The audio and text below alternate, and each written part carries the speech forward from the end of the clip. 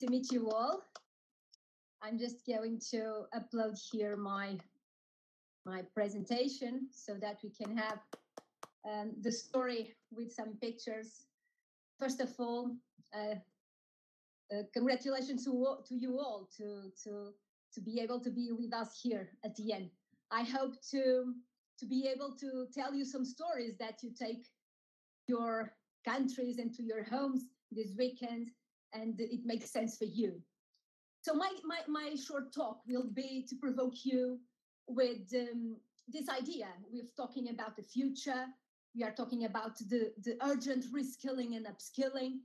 And my provocation is this, while we wait for the uploading. My provocation is this. This is a huge endeavor. This is not just a metaphor, universities, business schools. It also will imply corporate world, institutions, NGOs, and we as individuals. So I believe it's a huge endeavor that will have to be seen in a systemic vision. So I bring you today with me a big question. I want to answer to this big question, that is, we have a huge number of skills in order to upgrade, upskilling, reskilling. That's what we know. But my question is where to start. That's what I want you to my talk is all about this. So I'm just bear with me just to upload my presentation, and I'll tell you what I want to speak to you. It's actually a little story that will explain what is my vision and our vision at Nova that we should focus on. When should we put our energy in the following days and weeks? We are all having the same challenges. We are all having the same endeavors in front of us. So if we started, you don't see it yet. Wait for one more moment, please.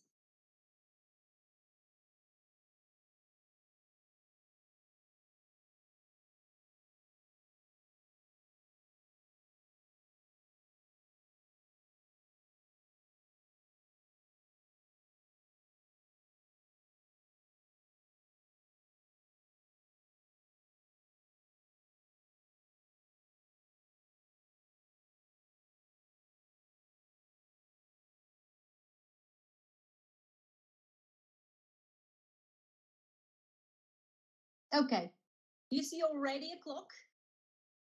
Your screens. Clock ticking.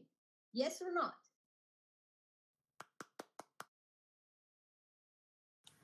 Yes. Okay, so let's go. I want to answer to this question. Where should we start? If we have in front of us this big endeavor, where should we start? Where to start? And I wanted to take you with me to Tuscany, to a little village nearby Florence, at 20 kilometers from Florence. I wanted to take with you in this trip to the Cinquecento, 500 years ago. Let's fly, not to the future, but to the past, because I believe the secret or the answer to this question, where to start, lies in this beautiful region in Italy, lies in Vinci, where this man was born. I choose this man because Leonardo da Vinci was the most inefficient and unproductive man or artist or scientist in our history. And then it was the most innovative one. Why unproductive or inefficient in our way of seeing efficiency? Because he lived 67 years and he only finished 17 artworks. In terms of efficiency, he was a mess. He didn't finish anything. He was procrastinating all the time, and he didn't finish any artworks that his patrons asked him to finish. And although he was inefficient and unproductive according to our standards, he was actually one of the most innovative and creative human beings. So I want to dip in the Cinquecento and see how Da Vinci was this master of creativity and learning. So we are going to deep dive in his notebooks. Leonardo was one of the most one of the people that most write in the human history. He left a lot of pages. We only know 7,200 pages of all his notebooks. There are in private collections, in galleries and museums, but this is only 1/4 of everything that he actually wrote and all the things that he actually write and draw. And this is a masterpiece of the human curiosity and human imagination. And I'm going to tell you why. Because what can we find in what's inside his notebooks? Why do I believe that the secret for the question where to start lies in his notebooks? Well, because his notebooks have everything except one thing. Leonardo write everything: recipes, to-do lists. He made drawings about artifacts, about engineers, flying machines, fountains, mountains, all the things that you believe in engineer, all the artifacts. And then he draw all the human things: faces, curly hair, muscles, smiles. He paint birds. He designed birds. He put all the nature that inspired him and that he was so passionate about. He as an architect, he just draw all the cathedrals. He draw fountains. He draw bridges. So we found everything, all the worlds that surround him, except private things and intimate things. We don't see. He didn't spoke about him. He was not the important part of the world. It was the world that was surrounding him.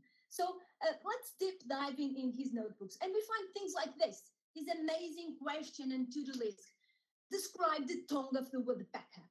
And for me, this is interesting because Leonardo had a lot of to-do lists. Do this, do that, go find this, go talk to that guy, do this, do that.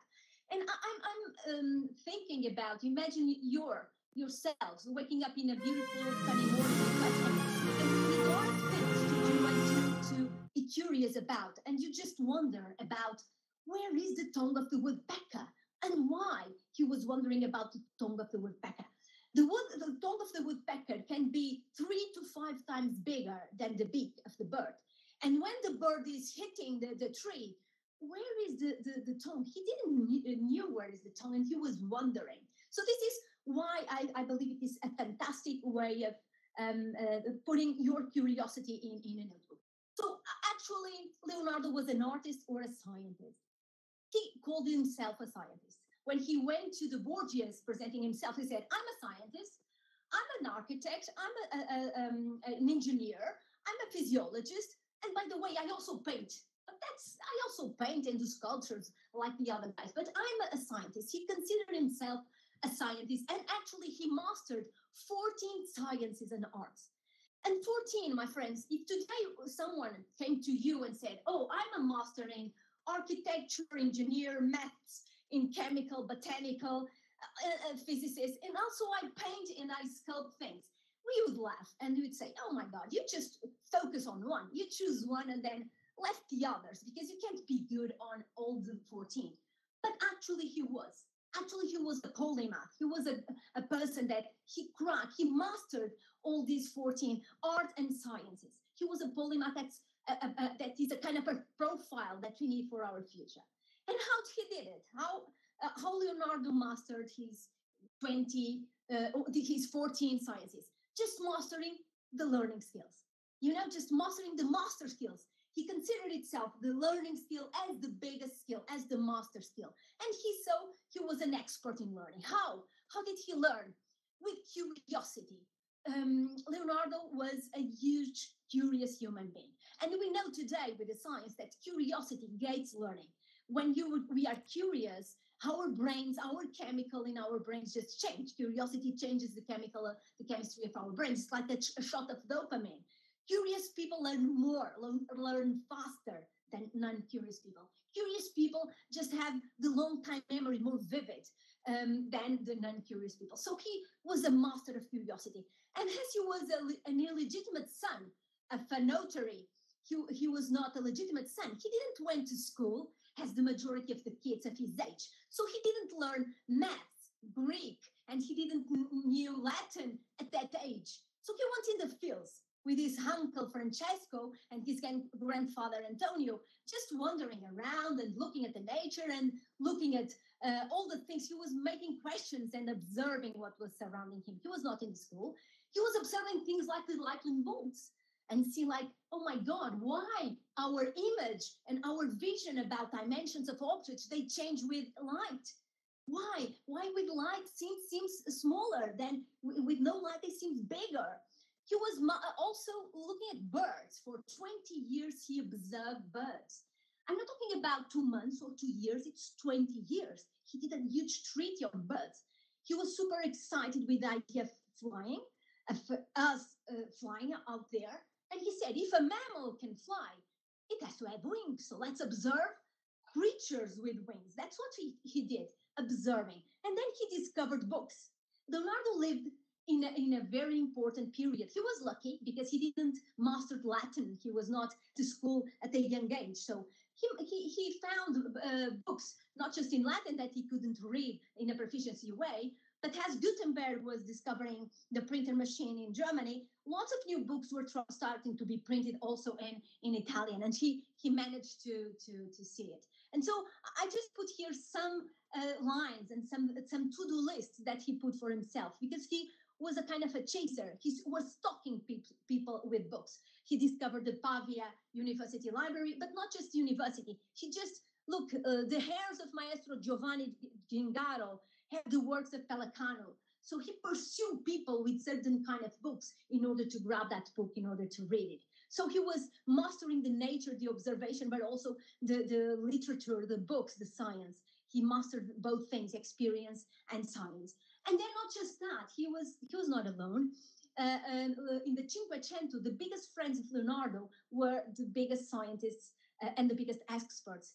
He was a professor and a student all his life. So he was surrounded not just with the students, but also with the friends. Who were the friends? The best architects, the experts on the engineer, the biggest mathematicians. So he was not alone. And he said, he wrote a lot of times, I was always in the shoulder of the others.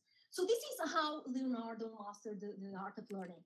And if I want you to just memorize one of the pages of Leonardo's notebooks, it would be this one. I chose this one because I have a particular love affair with this page, because according with the biographers of Leonardo, it's the only clue that he left about him, about the personal thing. That's the little words on the left border that you see. What is this sheet of paper? You know, on those times in the Cinquecento, paper was very expensive. Leonardo was not a rich guy.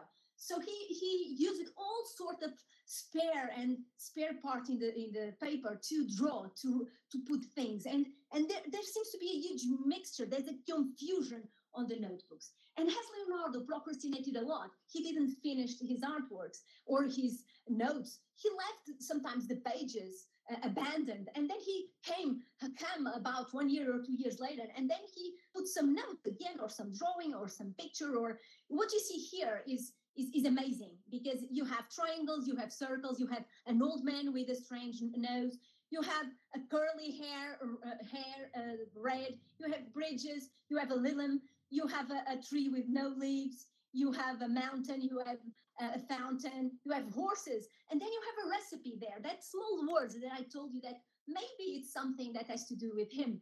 It's a recipe for tanning the head, for painting your head in red. So Leonardo wrote, if you want to tan your head in red, just pick up some nuts, boil them with bleach, pick up a comb, put them in this liquid, and then pass it in your head, and then go to the sun and wait for it to dry. So it could be some recipe for an actor, because Leonardo working in Milan's theater, but not. But most of the biographers said, okay, Leonardo was a very handsome man, and he was on his 30s when he produced this artwork. And so maybe he was having these first white hairs, and this is a message for him. For me, this image, it's impressive image, because it has all the human creativity here. It's this apparently mixture of things that has nothing to do with each other. That's how we create, how we humans create, with a huge mess. And putting things aside and looking at them and say, oh my God, this does not seem to be related with this. But at the end, that's where human creativity and human innovation occur. And so this is what I consider the master of Leonardo. And look, Leonardo was losing against time. We had no time like Leonardo had. Leonardo knew that Leonardo didn't have time to solve all his curiosity. One of the last things he wrote, it was like this: I apologize to man and to God because my work had not the quality that it should be. I did not lose against the challenges, but against time. Time was a kind of a big issue for him. He was losing against time. He had no time. So imagine ourselves today with all the technology and all the time that technology can give us. The answer is this. It relies on curiosity, mastering. It's very easy to master the learning skills. We must master curiosity in our students, in ourselves. We have to be excited with learning. Curiosity with what? With everything. We must be like Leonardo and be excited with birds, with horses, with smiles, with maths, and with optics. We have to be poets and musicians. We have to be excited in learning everything. We have to be excited in books. We have to read. We have to read the classics. We have to read everything and dive in books again, doing deep thinking and deep studying. We have to observe. We have to have this mindful idea of observing what is happening around the world. We don't know, but we have to look at what's happening around us. And we have to experiment, and we have to mix things. We have to take risks like Leonardo did. So we have to try and to experiment in this area that we don't know what's going to happen. And we have to do it together. We have a social brain. We have to do it not just by ourselves. We have to do it with other humans, with other colleagues, exchanging our ideas and gathering ourselves with the best. And so in order to conclude, that's my idea. Why on earth it's important to know something about the tongue of the woodpecker? Because the tongue of the woodpecker, as you see in this picture, is as a special way of being hidden in his scalp. The tongue surrounds the scalp and the brain and prevents the bird to have concussions when he's beating the tree. And today we know that all the scientists were inspired on the tongue of the woodpecker to produce the helmets that save our sports guys and girls from having concussions when there's eye contact sports are played.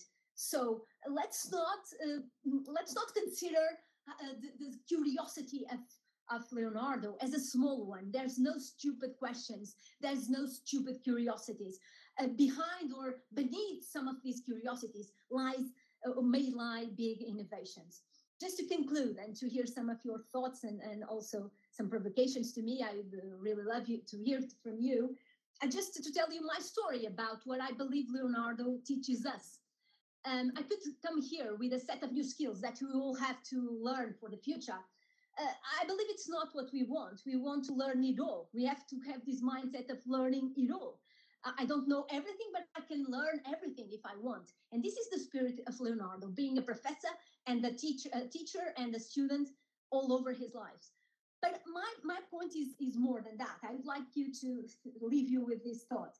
I don't think he was inefficient and unproductive. He left all these artworks unfinished just because he was slack or negligent or idle.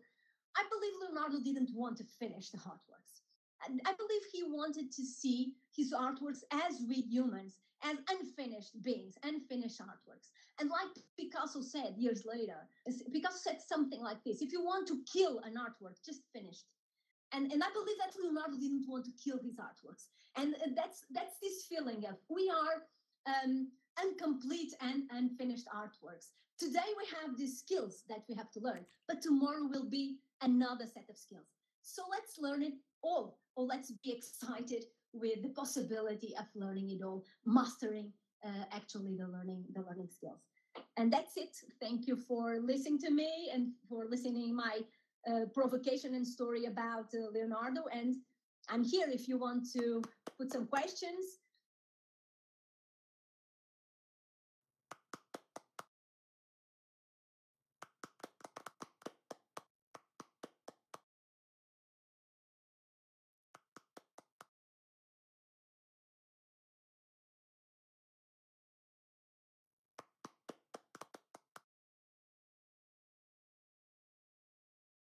Thank you very much, Paula.